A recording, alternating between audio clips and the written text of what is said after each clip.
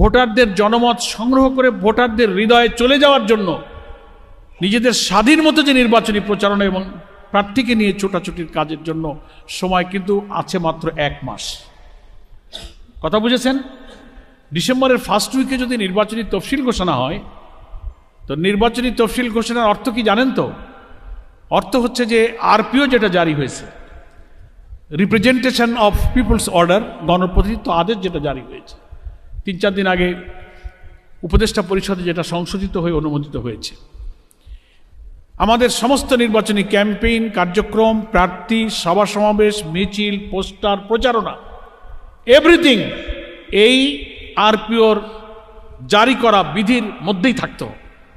এই গ্রামারের বাইরে গেলে তার ব্যাপারে আইন আমলে আসবে, গ্রেফতার হবেন, জরিমানা হবে, সাজা হবে। আরপিও এটা নির্বাচনী আচরণ বিধি। এখন যেমন রঙিন রঙিন পোস্টার, ব্যানার, প্যানা, বিশাল মিছিল, মোটরসাইকেল র্যালি, যা ইচ্ছা তাই করছেন, দেয়ার ইজ নো অব্লিগেশন। এখন তো স্বাধীন, নাকি বলেন? কিন্তু ডিসেম্বরের প্রথম সপ্তাহে ঘোষণা হয়ে গেলে আপনাকে সোজা রুটিনের মধ্যে চলে আসতো। যা ইচ্ছা তাই করা যাবে না। মিছিল কয়জনকে করবেন, কোথায় সমাবেশ করবেন, কার পারমিশন নেবেন, গণসংযোগ কি স্টাইলে হবে, পোস্টার তো রঙিন ছাপাতে পারবেনই না, এক সাদা কালার পোস্টার ছাপাতে হবে, কয়টা লাগাবেন? প্রতি ভোটার প্রতি এবার আরপিওতে 10 টাকা খরচ একজন ভোটারের পিছনে।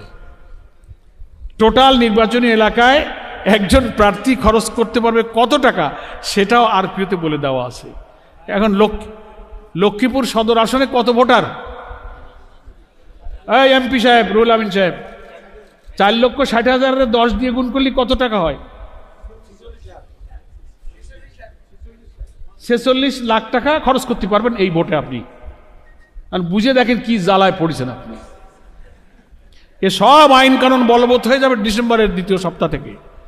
ভোটার প্রতি 10 টাকা, এটা হচ্ছে নির্বাচনী আইন। তো সেই সেন্সে বলছি যে যা করবার কাজ কর্ম, দৌড়াদৌড়ি, মিটিং মিছিল, মানুষকে ডাকা, কাছে টানা, আইনের আওতায় পড়ার আগে যে সময় তা আছে মাত্র 1 মাস। কয় মাস? 1 মাস। আপনি 20 রঙের পোস্টার ছাপান, 1 লাখ লোকের মিছিল করেন,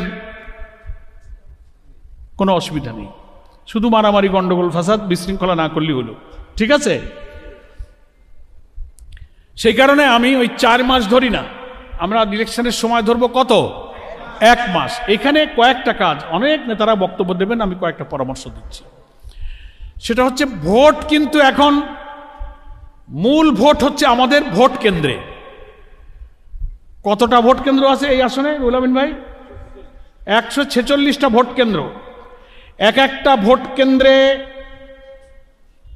4,500, 5,000, 6,000 ভোটারও আছে।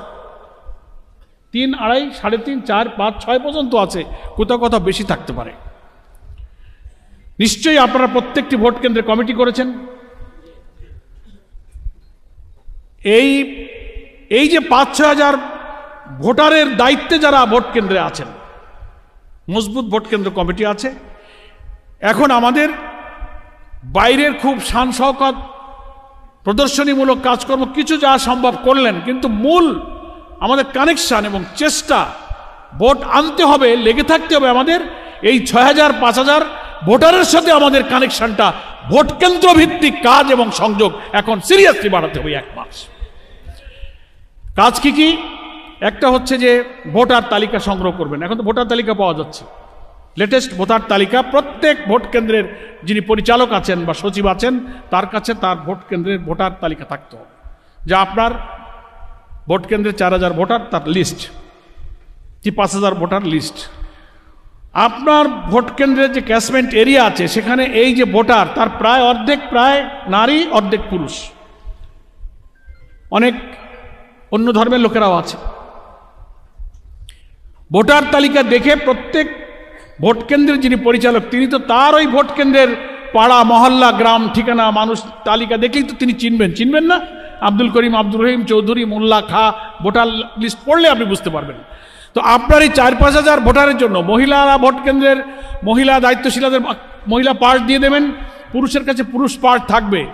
দেখবেন যে এই যে আমার 5,000 6,000 ভোটারের কি পরিমাণ ভোটার আমাকে দাঁড়িপাল্লায় ভোট দিতে রাজি হয়েছে এতদিনের কাজে, আর কি পরিমাণ ভোটার এখনো হ্যাঁ বলে নাই, চুপ আছে, মৌন আছে, সন্দেহ আছে, মুখ খোলে না, চেষ্টা করলে পাওয়া যাবে। ওদের একটা আলাদা তালিকা করে প্রত্যেক ভোট কেন্দ্রের পরিচালক লিস্ট করবেন এবং ভাগ করে দেবেন।